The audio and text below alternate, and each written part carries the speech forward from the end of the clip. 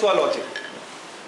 There are times when it does not conform to our logic, and in most of those times that legislation goes on to be challenged in our apex court, that is Supreme Court, and it is most of the time held to be unconstitutional, because I believe that our logic is something which is also expressed in our constitution in terms of fundamental rights and the constitutional rights that we have.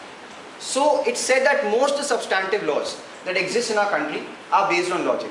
I talked about substantive law, so I think I must talk about this as substantive and what is the procedural law, because I think there are first years in this class. Are there? Okay, yes. So you might be knowing about this, what is substantive and procedural law, but for the sake of just recapitulation, I'd just like to talk about it, what it is. A substantive law is one which defines your rights and liabilities, which gives you substantive rights and liabilities. It tells you what you have, it tells you what you do not have, it tells you what you can do, what you can claim in a court of law as a matter of right. However, there comes a problem. Like when I used to be in my class of IPC, when I used to be taught, okay, this is an offense, this is not an offense, I used to think as to how are these things going to be proved. Like, okay, there are so clear definitions out there in the legislation, and like when Pandey sir used to teach us that, it all became very crystal clear to us. But the problem always remained as to how to prove it. There was one more problem. My friends also shared this dilemma, and they used to put questions in the class as to, and those questions very pertinently related to the enforcement of the legislation. They were never related to the substantive aspects. So the teacher would used to say, you need not worry yourself with it. These questions which pertain to procedure and proof would be dealt with in your subsequent semesters. So we used to think that there is an incomplete picture of law that we are getting. That substantive law looked incomplete without something. There was something which was missing. And then we came to law. Then we came to know, when we came to higher semesters, higher classes, that yes, that something was procedural law. How things would be enforced, how the right that you are claiming would be recognized in a court of law. What would be the procedure that you have to take? Because now that you are a law student, some things are very obvious for you, that you go in a court of law, you have documents like Wakalatnama, you have something known as FIR on which basis the criminal proceeding starts. But for someone who is not aware of all these nitty-gritties, it would be very difficult for him to realize as to how the things which are there in a substantive piece of legislation are going to get enacted in real life.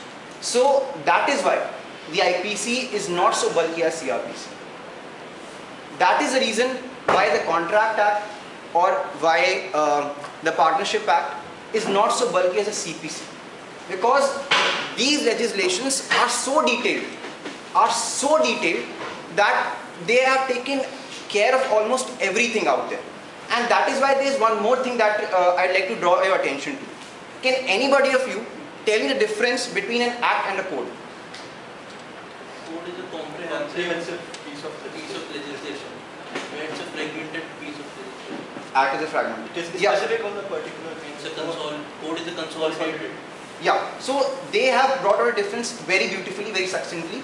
That the thing is, this is a code because it is complete in itself.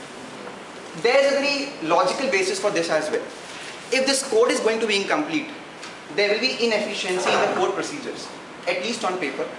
And if that is going to be there, just for example, think about it. If there was no procedure for arrest in this country, how will you imagine that a criminal proceeding would get initiated?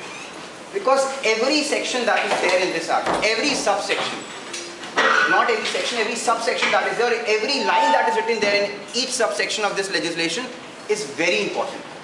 And it's very important because if that line is not there in this particular legislation, there will be a marked deficiency in our criminal justice system. A criminal justice system comprises not only of the IPC, it comprises of the IPC, CRPC and the Indian Evidence Act. Although I am not here to talk about Indian Evidence Act because I haven't studied in the library today, I could only manage to study CRPC. So I will be like confining myself to this subject only. So that being the introduction of this bulky piece of legislation. Now, before I would move on to tell you what I will be discussing today in respect of CRPC, I'd like to draw your attention to the fact that you are studying for legal aid. So, is there a provision in this BEAR Act that contains the word legal aid. So has anybody tried to like even think of it before coming to this class? Or you still have time to take an attempt of it? I'll give you 1 minute. The word legal aid is somewhere used in this legislation. Okay, so I assume that no one has the answer at the present. So legal aid is there when a person who's been accused of a crime is unable to hire a lawyer for himself. Yeah. And himself, then he will be provided legal. Yeah, that is there. I was like, that's very near to the answer. But like, Certainly trial under section 304 of it. yeah, he got the section. So I think he deserves an applause for it. Try Google it. So even that's good. You took the effort to Google it. So I'd like to first of all read 304 as it is there in the legislation, although it might be a little boring for you all to listen to it. But I request you to just lend me your ears for this legislation. Yeah. So 304 says legal aid to accused at state expense in certain cases. So I think I'll read this piece of provision as it is because it's very important for you to like know what is there in it. It says in the first subsection, where in a trial before the court of session, the accused is not represented by a pleader, and where it appears to the court that the accused has not sufficient means to engage a pleader, the court shall assign a pleader for his defense at the expense of the state. So I think that is clear in itself. It talks about the court of session, it talks about a trial at the court of session, and then it says that the accused there is not represented by a pleader, then and where it appears to the court that the accused has not sufficient means to engage a pleader, then the court shall assign a pleader for his defense, and the word uses shall. So there is a sense of obligation on the court that it shall assign a pleader. So as a part of the legal aid clinic of this university, you could use this provision to directly aid an accused who is not represented adequately. I will not be suggesting how you will do it. That is your creativity. That is your way to do it. But I believe that it was my duty to draw your attention to the fact that there is a provision in this legislation that talks about legal aid. Although, as you correctly pointed out, the spirit of legal aid is there throughout this procedure, because that forms the subject matter of the next topic of my discussion, and that is the motive for having a criminal procedure code. The first motive that I explained to you was about having a procedure for criminal proceedings. However, there is a second, deeper motive for it.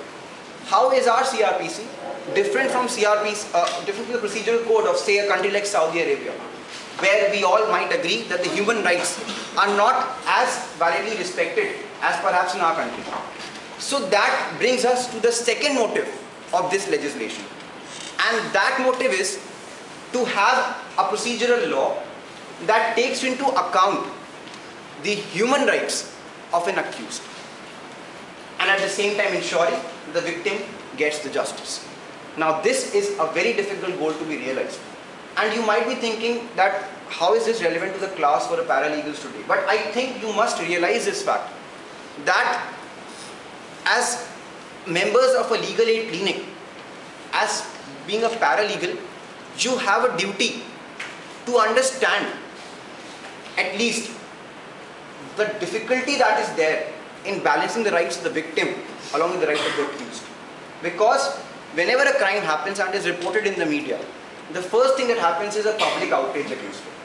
However, the other side of the story is seldomly reported, and even if it is reported, it comes after 2 or 3 days.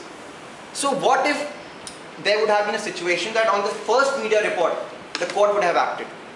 That would have put the system in a very bad situation. Therefore, a piece of legislation comes in the form of CRPC, and that too it pertains to the year 1973, although I will not talk about the history of this legislation. It's always been there, even before the Indian independence, and it is a law that was adopted mainly through the constitutional provisions, Article 13, which talks about pre-independence laws. So this legacy of CRPC, which is a legacy of the British rule in India, has been there throughout to ensure that this balance of rights and duties is always there in our criminal justice system. So that sums up my discussion in respect of the motive and importance and role, whatever you may choose to say it, of Criminal Procedure Code. Now comes the most important part, and I'll be opening this legislation formally in this class. And the question now comes, what I'll be talking about in this class, because from the very first moment when I entered this class, I could gauge your mood. You are not satisfied with your existing knowledge of CRPC, and you are expecting a lot from someone who is from 5th year. Have mercy on me. I told you I am not a very good student of CRPC, so I have decided to limit myself in respect of what I would be acquainting you with. So I am assuming today that you are paralegal, so the fundamental rule in this class would be you won't ask me any questions until unless I allow you, because I won't be able to answer your questions. That would be very embarrassing for me. That would be very discouraging for you as well. So I hope that you will be patient enough, and when I'll give you the chance to speak, just take up that chance to speak. Don't try to humiliate me, and don't try to embarrass me, because I'm a very humble person. And I'll be talking just about the scheme of this legislation. Even yesterday when I was here, I just talked about the scheme of the legislation. I love the scheme of legislation, because I realized in all my years that the best way to read a law is to read the legislation, a bare act, because the codified law is better than anything else, even a case law. So I would be just making you apprised of how this legislation goes and what kind of scheme is there in it. Now, as I said in my very first minute of the lecture, that most of the substantive laws are about logic. So I come back to that point. I'll pick up the threads from there only. So is a procedural law devoid of logic? Yeah, I think that's a very good response from you all. A procedural law is not devoid of logic. And it's not because there is a very definite logic out there. For example, and that logic has been created in our minds through the reading of our newspapers, which we have been reading through like since long, through discussions in our family, in our living rooms, through discussions among ourselves, and through a lot of thinking that we have been doing for all these years. So there's a lot of logic there in CRPC. And the key to understanding this legislation is to understand the logic behind this legislation. What is it? What it is about. So I'd like to invoke that logic today in this class, and I'll be doing a mundane reading kind of a thing of this whole legislation, which might prove to be a little boring in few instances of this class, but I'll try to ensure that your attention is glued to whatever I'm talking about in this class today. So the very first chapter of this legislation says it's about preliminary things about this legislation. Preliminary. So is something preliminary to be ignored, because usually don't go through the provisions that are there in which are there in the beginning of the legislation. Is it important for us to like ignore it? Yeah, obviously I expected that answer. So the very first, it talks about definitions, which is usually just to be found in every legislation. It talks about the short title, extent and commencement of the legislation, which is again something which is to be found in almost every legislation. It talks about savings clause, that which all laws would be saved even when CRPC is being applied. So what is it that makes this preliminary important? Enforceability. It makes that to what extent this code is enforceable. I think we are very near to that. We are very near to that point. We all know that IPC is supplemented by CRPC. But how do we know about it? Okay, it's a logic. You might just say it's logic. Section 4. Yeah, you're quite right. It's section 4, and I will stop you there because then I have to teach. Section 4 of CRPC says that the offences that are there in IPC shall be tried in accordance with CRPC. So that is a very crucial section, a very crucial provision of this legislation, which we should take note of. After that, we are done with the preliminary. We move on to the constitution of criminal courts and offices. Now comes another thing before I just go deep into it, because I think if we are able to understand it at this juncture itself, I might not have to refer to the provisions again. It says constitution of criminal courts. That is quite understandable. It says criminal courts and offices. So does anybody have any idea What is this term offices there? What does this term offices pertain to in this legislation? Anybody? Even a guess would do. Yeah? Criminal courts are already there. It says constitutional no. Prosecutors. Who said prosecutors? I think that's the correct answer. A criminal court is already an office and we need not redefine it as an office in the legislation. Because always remember, this is a matter of legislative interpretation also. See, this legislation is so important, it draws us to different parts of the law at the same time. Whenever we say the word, whenever a legislature uses certain words in the legislation, it will never do like us when we do in exams. When we are writing our exams, 50% of our answer is superfluous. Because we are trying to just repeat ourselves or something. But a legislation is always very carefully, very meticulously drafted. So, the term offices here refers to certain other officials, certain other bodies that are constituted by the criminal court to assist them.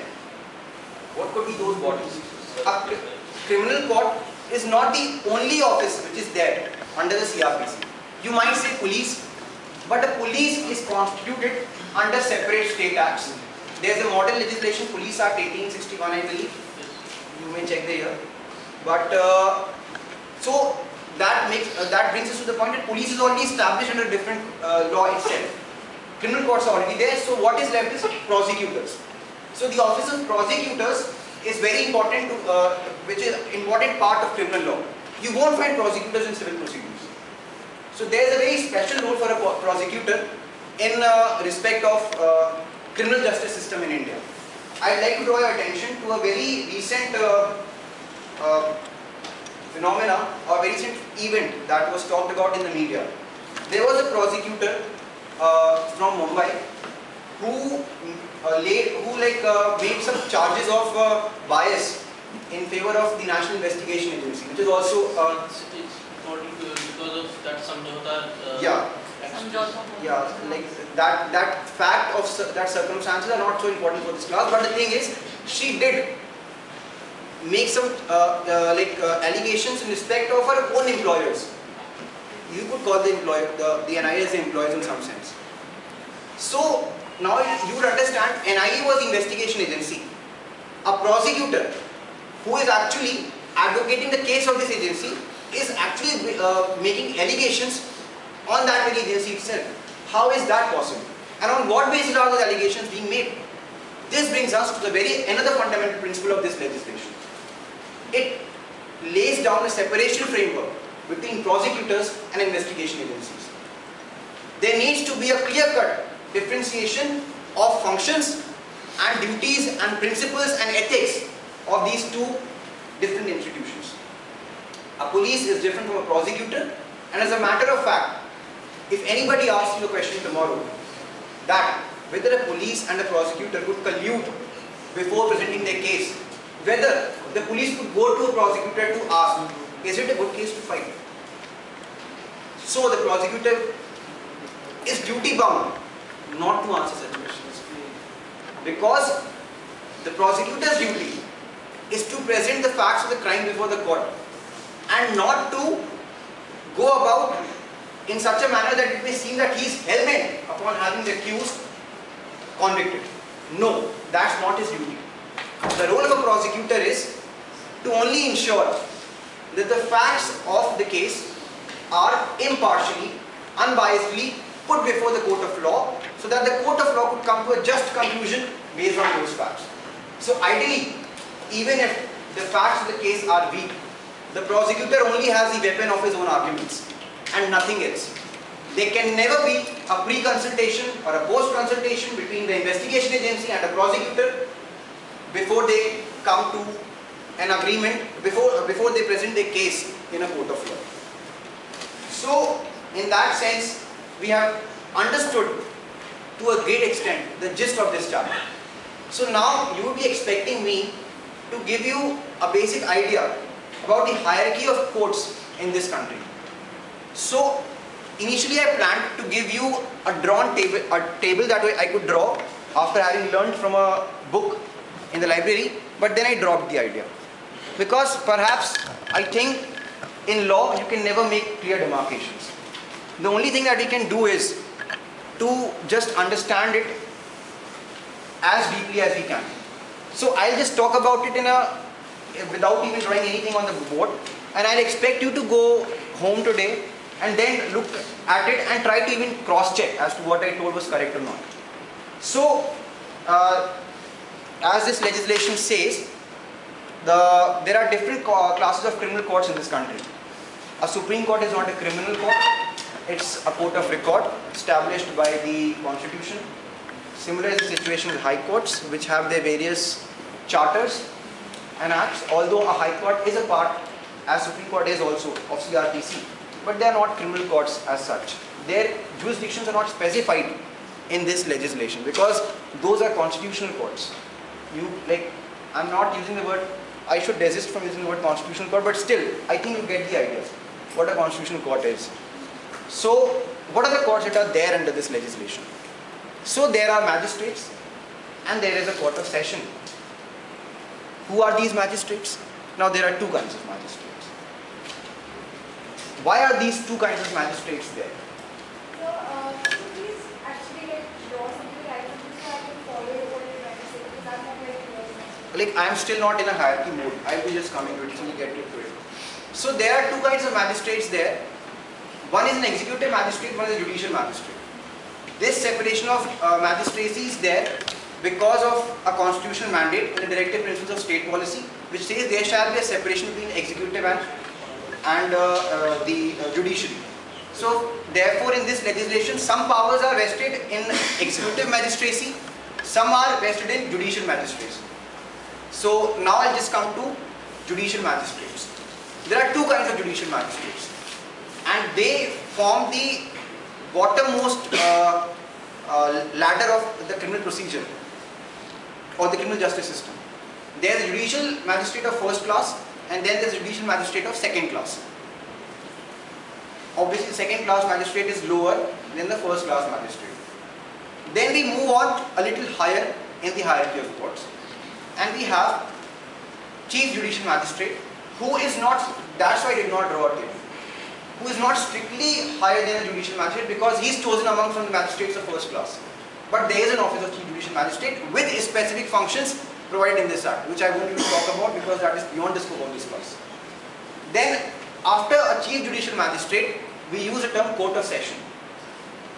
Even if the court of session is a sessions judge, then there is an assistant sessions judge and they all have specific functions.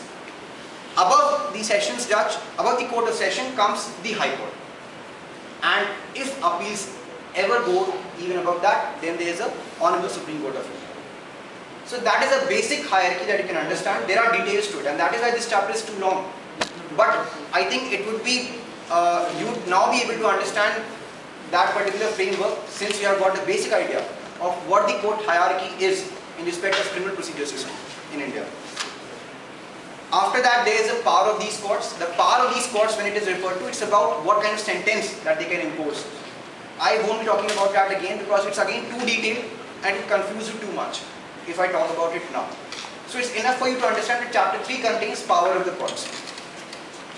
After that, there are chapter 4 talks about the powers of superior officers of police. This is very important provision chapter in the sense that there's a lot of controversy in special criminal legislation as to who should be, which rank of police officer should be performing which kind of function.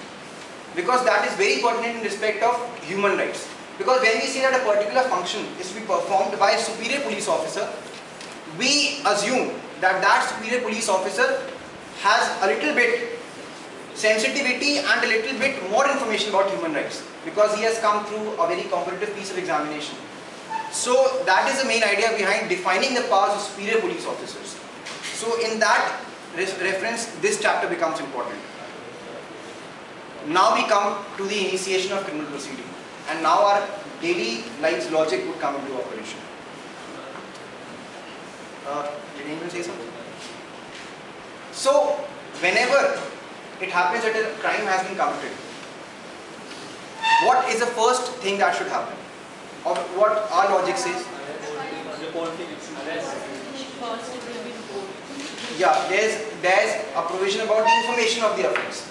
The information of the offence should be communicate to the respective agency or the court who could take notice of it, or I won't use the word cognizance here as such, but yeah, I could take notice of it and then allow for a process to start. Usually when a serious crime takes place, I won't be like using those difficult words which are used there, like whether it is a bailable or a non-bailable offence, whether it is a warranty case or a summons case, because I believe that you all have a basic understanding of that. You could get it. But the thing is, we need to understand how this procedure works. So there is the power of arrest, which is there actually. And as Manvin sir very rightly said that day on this platform, that arrest is not a punishment. It's just, there's a purpose to arrest. And what is that purpose to arrest? You could understand if you try to differentiate between custody and arrest. So could anybody tell me what is a custody and what is an arrest and what is the difference between the two? Arrest is the moment it's a step before custody. Custody, if I may use the term possession in the wrong word maybe, when you are in custody of someone, the person has control over you, and arrest is the moment when you will be put in custody, like आपको हथकड़ी लगाना maybe. So,